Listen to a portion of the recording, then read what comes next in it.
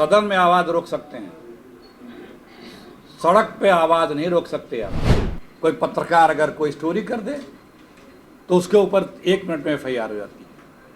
कोई नेता अगर कुछ कह दे तो उसके ऊपर FIR होती है। कोई आवाज उठा रहा है तो जितनी जांच एजेंसियां हैं उसके पीछे पड़ जाती है। सवाल पूछोगे तो म्यूट बन के बैठे रहोगे, जवाब नहीं दोगे। सदन किस लिए है? और नहीं तो राहुल जी की सदस्यता समाप्त हो गई कि सदन में सवाल न करने पाए।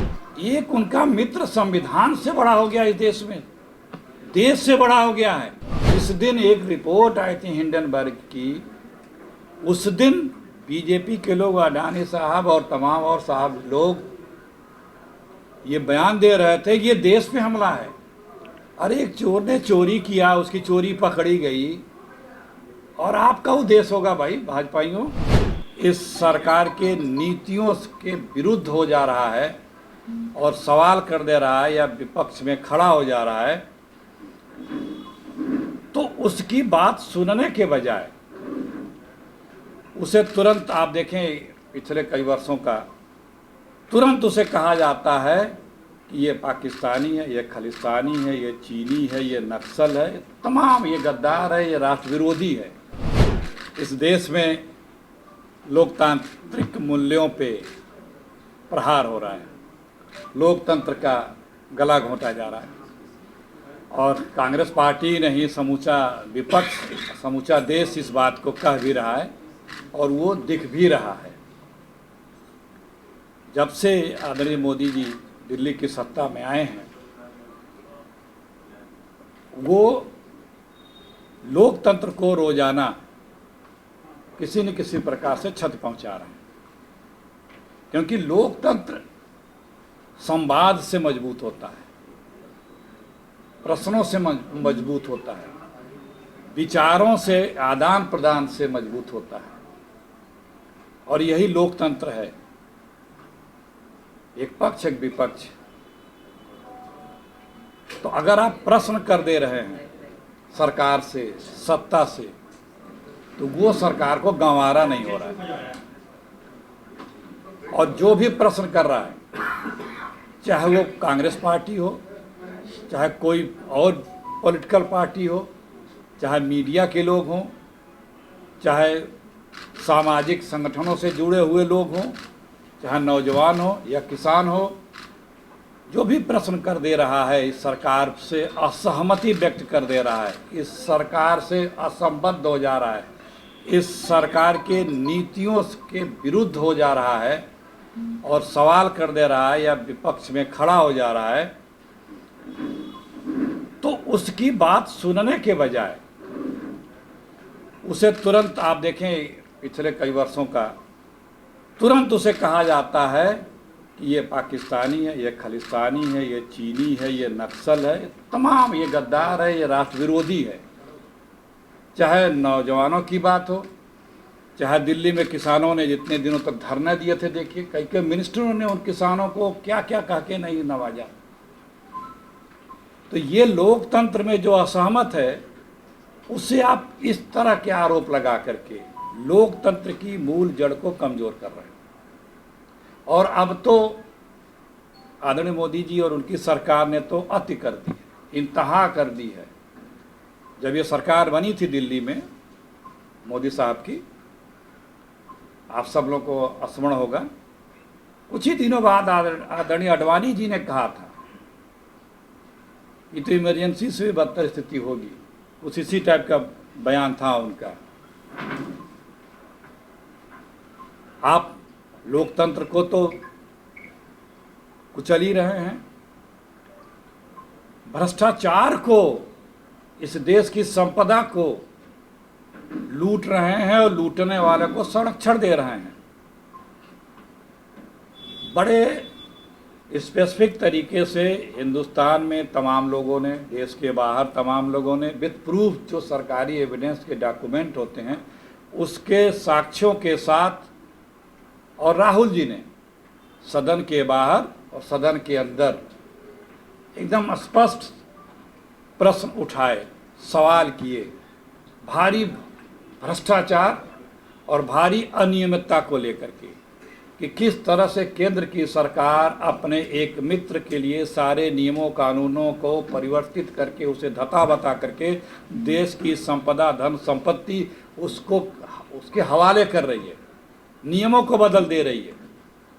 किस तरह से दुनिया भर से कहाँ कहाँ से किस रूट से पैसे आ रहे हैं, और जिस चुनी हुई सरकार का यह धर्म और कर्तव्य बनता है कि इस तरह के जो भी ऑथेंटिक जानकारियाँ पब्लिक डोमेन में आ रही हैं या किसी फोरम पे उठाया जा रहा है या कहीं से भी जानकारी सरकार तक पहुंच रही है, उसकी जांच कराना इस सरकार का संवैधानिक और नैतिक जिम्मेदारी होती है। लेकिन वो जांच न करा करके ये सरकार उस चोर की जांच न करा करके उस चोर की चौकीदारी कर रही है। गजब विडंबना है। सरकार ही जो इस देश की धन संपदा चुरा रहा है उस चोर की चौकीदारी कर रही है। राहुल जी बात सदन में उठाते हैं, उनके माइक को म्यूट कर दिया जाता है। सदन में पूरी बात रखते हैं, साक्ष्यों के साथ सबूतों के साथ स्पेसिफिक बात उठाते हैं, पूछते हैं, प्रश्न करते हैं। अडानी जी का नाम लेकर के किन किन सेल कंपनियों से कहाँ कहाँ के किस हेवन कंट्री से किस तरह से रूट होकर के पैसा आया है, वो कार्रवाई से निकाल दिया जाता है, स्पंज कर दिया जाता है। एक उनका मित्र संविधान से बड़ा हो गया इस देश में, देश से बड़ा हो गया है। जिस दिन एक रिपोर्ट आई थी हिंडनबर्ग की, उस दिन बीजेपी के लोग, अडानी साहब और तमाम और साहब लोग ये बयान दे रहे थे कि ये देश पे हमला है। अरे एक चोर ने चोरी किया, उसकी चोरी पकड़ी गई, और आपका वो देश होगा भाई भाजपाइयों। ये देश 140 करोड़ लोगों का है, जिसको चुन के भेजा, और जिसे भी चुन के भेजती है जनता, एक कार्यकाल के लिए भेजती है कि आप बेहतर हमारे लिए प्रशासन दीजिए। इसलिए नहीं चुन के भेजती है कि आप उसके जागीरदार हो गए हैं और आप देश की संपदा लूट के खा जाइए और लूटने वालों की सुरक्षा करिए। तो ये जो स्थिति आ गई है इस देश में कि लूटने वाले के साथ, देश की संपदा को लूटने वाले के साथ, देश की अर्थव्यवस्था के साथ खिलवाड़ करने वाले के साथ पूरी सरकार खड़ी है। आज आप सारे लोग रोजाना, आप सब लोग उसी मीडिया के साथी हैं, अडानी को डिफेंड कौन करता है टीवी पे? बीजेपी का प्रवक्ता। सरकार का सत्ता में बैठा व्यक्ति मंत्री, यहाँ तक कि आरएसएस ने भी अपने एक मैगजीन के किसी लेख में मैंने सुना पड़ा था कि उसने भी इनके पक्ष में सिंपैथी व्यक्त की थी। अरे भाई क्यों? आप जांच भी नहीं करोगे? जो व्यक्ति 4 साल 5 साल पहले दुनिया के 630 नंबर पे था, वो अचानक दूसरे नंबर पे हो जा रहा है। सदन का माइक म्यूट कर दोगे, सदन को म्यूट कर देंगे, सवाल पूछोगे तो म्यूट बन के बैठे रहोगे, जवाब नहीं दोगे। सदन किस लिए है? और नहीं तो राहुल जी की सदस्यता समाप्त हो गई कि सदन में सवाल न करने पाए। बहुत दिनों से बीजेपी के नेता बोल रहे थे कि इनकी सदस्यता हम लेंगे, कई लोग तो बयान भी देते थे। लेकिन आप राहुल गांधी की या कांग्रेस की सदन में आवाज़ रोक सकते हैं, सड़क पे आवाज़ नहीं रोक सकते आप। राहुल जी इस देश के 140 करोड़ लोगों की आवाज़ हैं। राहुल जी इस देश के लोगों की उम्मीद हैं। वो जो भी बात उठा रहे हैं वो इस देश के लिए उठा रहे हैं। इस देश के लोगों की जो भावना है उसके लिए उठा रहे हैं। इस देश के लोगों की ही संपदा जो इस देश में है, उसको कोई अगर लूट रहा है, चोरी कर रहा है, उसके लिए नियमों को बदला जा रहा है, सरकार उसके सरेंडर बहादुर सरकार हो गई है, तो राहुल गांधी उसकी आवाज़ उठा रहे हैं, जन जन की आवाज़ उठा रहे हैं। और उस आवाज़ को आप सोचते हैं कि दबा देंगे। ये वो कांग्रेस है। ईस्ट इंडिया कंपनी को भी यही गफलत थी। कांग्रेस ने उनके बकिंगहम पहले चौखट पे उस ईस्ट इंडिया कंपनी को पहुंचा दिया, और आज की जो ईस्ट इंडिया कंपनी पार्ट 2 जो बैठी है दिल्ली में, इनको अडानी के चौखट पे कांग्रेस पहुंचा देगी। आप सब कुछ लूटेंगे सब कुछ आप इस संपदा लूटने वाले की आप रक्षा भी करेंगे, तो क्या ये देश के लोग देख नहीं रहे क्या? कोई बर्दाश्त करेगा? कोई पत्रकार अगर कोई स्टोरी कर दे तो उसके ऊपर 1 मिनट में FIR हो जाती है। कोई नेता अगर कुछ कह दे तो उसके ऊपर FIR होती है। कोई आवाज़ उठा रहा है तो जितनी जांच एजेंसियां हैं उसके पीछे पड़ जाती हैं।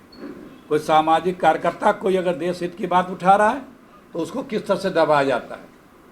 पिछले 6 वर्षों में रिपोर्टें आ गई हैं, सार्वजनिक हैं, जितनी जांच एजेंसियां हैं उन लोगों ने 95% से ज़्यादा सिर्फ विपक्ष के उन लोगों के ऊपर कार्रवाइयाँ की हैं, प्रताड़ित करने का काम किया है, जो इस सरकार से असहमत होकर के जिन्होंने जनहित के मुद्दे उठाए, बात उठाई, जनता की आवाज़ उठाई, उसके ऊपर ये एजेंसियां लगा देते हैं। यही कारण है कि आज बीजेपी के पास कोई साथी नहीं है। इनके साथी सिर्फ आप ये जांच एजेंसियां बनी। राहुल जी ने सदन में 20,000 करोड़ का बड़े स्पष्ट तरीके से सवाल उठाया कि 20,000 करोड़ रुपए जो आए हैं इस पर सरकार जवाब दे। खामोश, कोई बोले ही नहीं। इसके पहले सदन में राहुल जी ने बड़े स्पष्ट शब्दों में सवाल किया था आदरणीय मोदी जी से कि आप जब विदेश जाते हैं तो साथ में कितने बार अडानी जी गए, आपके पहुंचने के बाद कितने बार गए, आपके वापस आने के बाद कितने बार पहुंचे, और उस देश से कौन कौन से इनको बड़ा कॉन्ट्रैक्ट मिला। पहली बार है सदन में इतना स्पष्ट आरोप किसी वित्तीय अनियमितता का, भ्रष्टाचार का और पक्षपात का किसी प्रधानमंत्री पे लगा। अब वो आदरणीय प्रधानमंत्री जी ने न खंडन किया न जवाब दिया। मतलब अजीब सी स्थिति है। आरोप लग रहा है, वो न खंडन कर रहे हैं न जवाब कर रहे हैं। राहुल जी के प्रश्न जो उठाए गए हैं, राहुल जी ने जो उठाए हैं, उस प्रश्नों का कोई जवाब अभी तक नहीं आया सरकार की तरफ से। ये लाख बोलते रहें, लाख कुछ करते रहें, चुप रहें, खामोश रहें, लेकिन इनकी रोज की हरकतें ये बता रही हैं कि किस तरह से रोजाना लोकतंत्र की हत्या की जा रही है। 2 दिन पहले, 3 दिन पहले दिल्ली में राजघाट पे सत्याग्रह था दिन भर का। हम लोग सुबह पहुंचे तो वहाँ पुलिस ने गेट बंद कर दिया, आकर ये धारा 144 लग गया। अभी मतलब जो पूरा देश कह रहा, राहुल जी कह रहे हैं कि किस तरह से विपक्ष की या लोकतंत्र की आवाज़ दबाई जा रही है, वो रोजाना यह केंद्र की सरकार, मोदी जी की सरकार, प्रदेशों में बीजेपी की सरकार इस बात को साबित भी कर रही है। राजघाट पर लगा दिया, इसी को तो बोलते हैं लोकतंत्र की हत्या। कल मसाल जुलूस था दिल्ली में लाल किले से, वहाँ जब हम लोग पहुँचे तो आप सब लोग अरेस्ट हैं, एक एक करके सबको बस नहीं, यहाँ पे भी 144 लगा दिया गया। देखिए, संसद से निकल करके, आप देखे होंगे 1 हफ्ता पहले संसद से निकल करके ईडी ऑफिस जा रहे थे सारे विपक्षी दल के लोग, और विजय चौक तक नहीं जाने दिया, और स्पीकर लगा के बोल रहे हैं कि यहाँ 144 लग गया। तो जब इस है उसको कानून के या पुलिस के बल पे धमकाया, धौंसियाया जा रहा है, उसकी आवाज़ को दबाई जा रही है, तो आप अंदाज़ा लगा सकते हैं कि सामान्य लोगों के साथ कितनी बर्बरता और कितनी जुर्म ज्यादती होती होगी। और ये अपने आप में स्पष्ट है, साबित है कि इस लोकतंत्र में, इस भारत में यहाँ का लोकतंत्र करा रहा है, उसका गला घोंटा जा रहा है। ये जो भी बात राहुल जी के हैं, जो उन्होंने अडानी जी के भ्रष्टाचार और उनकी लूट और उनके सरकार के द्वारा बदले गए कानून से जो लाभ उनको प्राप्त किया गया, एयरपोर्ट उनको सौंपे जा रहे हैं। उन्हीं के वित्त मंत्रालय, नीति आयोग आपत्ति कर रहा है कि ये नियम नहीं है, ये सारे इनको एक को नहीं दिया सकते हैं, नियम बदल दिया जा रहा है। तमाम चीज़ों को, बिजली की, कोल की तमाम चीज़ों के नियमावली में बदल दिया जा रहा है। पैसे कहाँ से आ रहे हैं कोई जवाब नहीं दे रहा है।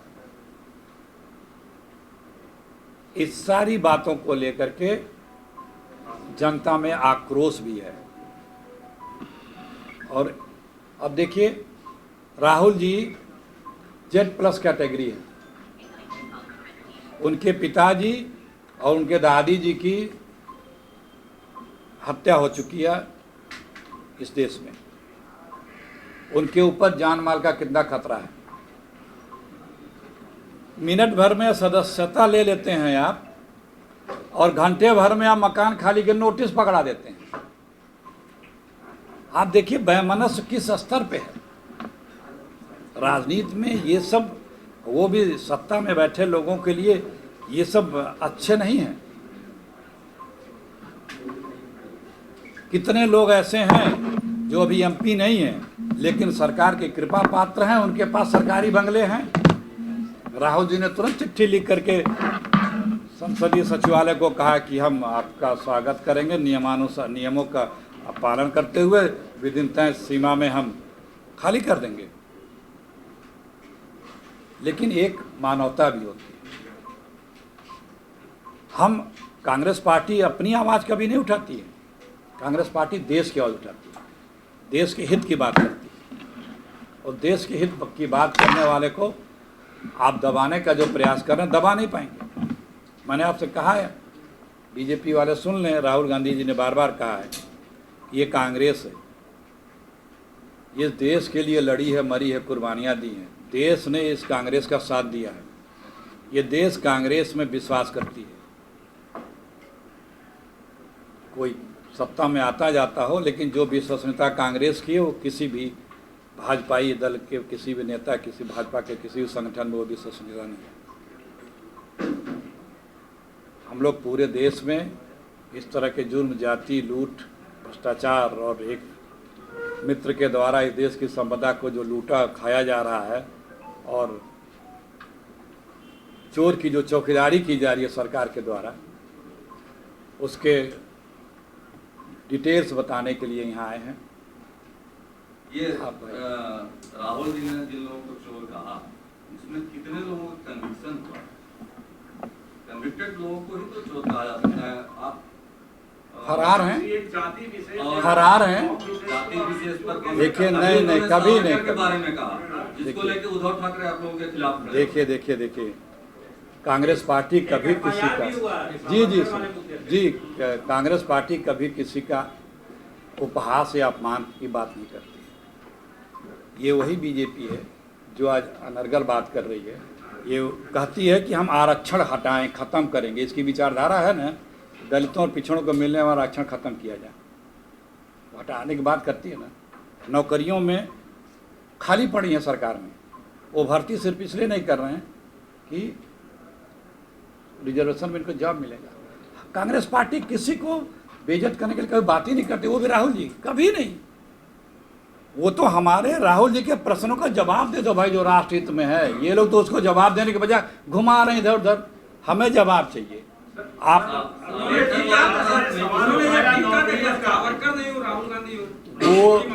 वो सारी बातें अलग हैं, जो भी हैं। हमारा जो देश की बात है, हम उस पर बात करने आए, उस पर बात कर रहे हैं। इस देश को जवाब चाहिए सत्ता में बैठे व्यक्ति के, क्योंकि सत्ता में जिसको जिम्मेदारी मिली है उसकी जवाबदेही बनती है जवाब देने की।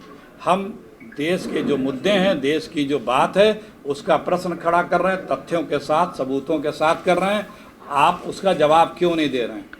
आप, सरकार का धर्म है कि वो उसकी जांच करके बताए, तो सरकार का कर्तव्य है कि वो देश की चौकीदारी करे। वो चोर की चौकीदारी क्यों कर रही है? मुद्दा ये है।